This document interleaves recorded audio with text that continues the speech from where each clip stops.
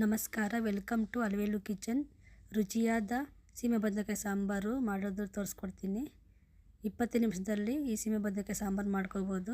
ಇವಾಗ ನಾನು ಒಂದು ಬೌಲ್ ತಗೊಂಡು ಅದಕ್ಕೆ ಅರ್ಧ ಬೌಲಷ್ಟು ಹೆಸರುಬೇಳೆ ತಗೊತಾ ಇದ್ದೀನಿ. ಅದೇ ರೀತಿ ಅರ್ಧ ಬೌಲಷ್ಟು ಮಸೂರು ದಾಲನ್ನು ತಗೊತಾ ಇದ್ದೀನಿ. ನೀವು ಬೇಕಾದರೆ ತೊಗರಿಬೇಳೆನ ಆ್ಯಡ್ ಮಾಡ್ಕೋಬೋದು.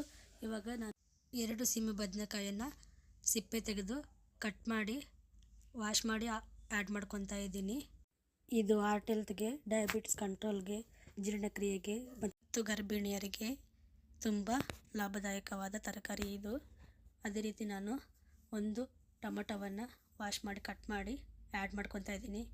ಒಂದು ಈರುಳ್ಳಿನ ಸಿಪ್ಪೆ ತೆಗೆದು ಕಟ್ ಮಾಡಿ ಆ್ಯಡ್ ಮಾಡ್ಕೊತಾ ಇದ್ದೀನಿ. ಬನ್ನಿ ಇವಾಗ ಮಿಕ್ಸಿ ಮಾಡ್ಕೊಂಡು ಬರೋಣ.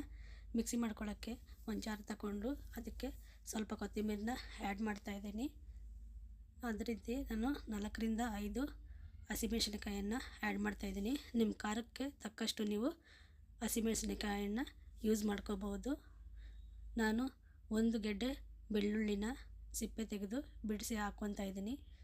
ಸ್ವಲ್ಪ ಒಂದು ಹಿಡಿಯಷ್ಟು ತೆಂಗಿನ ತುರಿಯನ್ನು ಆ್ಯಡ್ ಮಾಡ್ಕೊತಾ ಇದ್ದೀನಿ.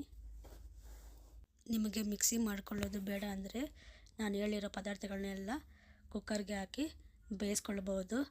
ನಾನು ಇವಾಗ 2 ಟೇಬಲ್ ಸ್ಪೂನಷ್ಟು ಜೀರಿಗೆಯನ್ನು ಆ್ಯಡ್ ಮಾಡ್ತಾಯಿದ್ದೀನಿ. ಆ್ಯಡ್ ಮಾಡಿ ಲಿಡ್ ಕ್ಲೋಸ್ ಮಾಡಿ ಮಿಕ್ಸಿ ಮಾಡ್ಕೊಂಡು ಬರೋಣ. ಇವಾಗ ನುಣ್ಣಗೆ ಪೇಸ್ಟ್ ಆಗಿದೆ. ಈ ರೀತಿ ನುಣ್ಣಗೆ ಪೇಸ್ಟ್ ಆದಮೇಲೆ ಕುಕ್ಕರ್ಗೆ ಆ್ಯಡ್ ಮಾಡ್ಕೊಳ್ಳೋಣ. ನೀರು ಎಷ್ಟು ಬೇಕೋ ಅಷ್ಟು ನೋಡಿಕೊಂಡು ಆ್ಯಡ್ ಮಾಡ್ಕೊಳ್ಳ್ರಿ. ಇವಾಗ ನಾನು ಒಂದು ಅರ್ಧ ಸ್ಪೂನಷ್ಟು ಅರಿಶಿಣವನ್ನು ಆ್ಯಡ್ ಮಾಡ್ತಾಯಿದ್ದೀನಿ. ಆ್ಯಡ್ ಮಾಡಿ ಮಿಕ್ಸ್ ಮಾಡ್ಕೊಳ್ಳೋಣ. ಚೆನ್ನಾಗಿ ಮಿಕ್ಸ್ ಮಾಡ್ಕೊಂಡ್ಮೇಲೆ ಕನ್ಸಿಸ್ಟೆನ್ಸಿ ನೋಡಿಕೊಂಡು ನೀರನ್ನ ಆ್ಯಡ್ ಮಾಡ್ಕೊಳ್ಳೋಣ. ಸೀಮೆ ಬದನೆಕಾಯಿ ನೀರಿನಾಂಶ ಇರೋದ್ರಿಂದ ನೋಡಿಕೊಂಡು ನೀರನ್ನ ಆ್ಯಡ್ ಮಾಡ್ಕೊಳ್ಬೇಕು. ಬೇಳೆ ತರಕಾರಿ ಎಲ್ಲ ಬೇಯೋಷ್ಟರಲ್ಲಿ 1/4 ಭಾಗ ಕಮ್ಮಿ ಆಗುತ್ತೆ. ಅದಕ್ಕೆ ನೋಡಿಕೊಂಡು ನೀರನ್ನ ಆ್ಯಡ್ ಮಾಡ್ಕೊಳ್ಳಿ. ಇವಾಗ ನಾನು ರುಚಿಗೆ ತಕ್ಕಷ್ಟು ಉಪ್ಪನ್ನೇ ಆ್ಯಡ್ ಮಾಡ್ತಾಯಿದ್ದೀನಿ. ನಾನು ಇಲ್ಲಿ 2 ಟೇಬಲ್ ಸ್ಪೂನ್ ಉಪ್ಪನ್ನು ಆ್ಯಡ್ ಮಾಡ್ತಾಯಿದ್ದೀನಿ. ಬನ್ನಿ ಇವಾಗ ಸ್ಟವ್ ಆನ್ ಮಾಡ್ಕೊಳ್ಳೋಣ. ಸ್ಟವ್ ಆನ್ ಮಾಡಿಕೊಂಡು ಲಿಡ್ ಕ್ಲೋಸ್ ಮಾಡಿಬಿಟ್ಟು ಕುಕ್ಕರ್ನ ಇಟ್ಕೊಳ್ಳೋಣ. ಮೀಡಿಯಮ್ ಫ್ಲೇಮಲ್ಲೇ ಆಗಲಿ. 2 ವಿಸಿಲ್ ಬಂದಮೇಲೆ ಓಪನ್ ಮಾಡಿ ನೋಡಿ. ತಿಕ್ಕಾಗಿ ಸಾಂಬಾರು ತುಂಬ ಚೆನ್ನಾಗಿ ಬಂದಿದೆ. ಇವಾಗ ನಾವು ಒಗ್ಗರಣೆ ಮಾಡ್ಕೊಳ್ಳೋಕ್ಕೆ ಒಂದು ಬಾಣಲೆಯನ್ನು ತಗೊಂಡಿದ್ದೀನಿ.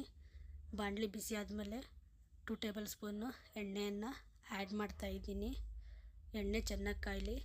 ಎಣ್ಣೆ ಚೆನ್ನಾಗಿ ಕಾದ್ಮೇಲೆ ನಾನು 1 ಟೇಬಲ್ ಸ್ಪೂನಷ್ಟು ಸಾಸಿವೆ, 1-2 ಬ್ಯಾಡಗಿ ಮೆಣಸಿನಕಾಯಿ, ಸ್ವಲ್ಪ ಕರಿಬೇವು ಹಾಕ್ಕೊಂಡು ಮಿಕ್ಸ್ ಮಾಡಿ ಸಾಂಬಾರಿಗೆ ಆ್ಯಡ್ ಮಾಡ್ಕೊತಾ ಇದ್ದೀನಿ.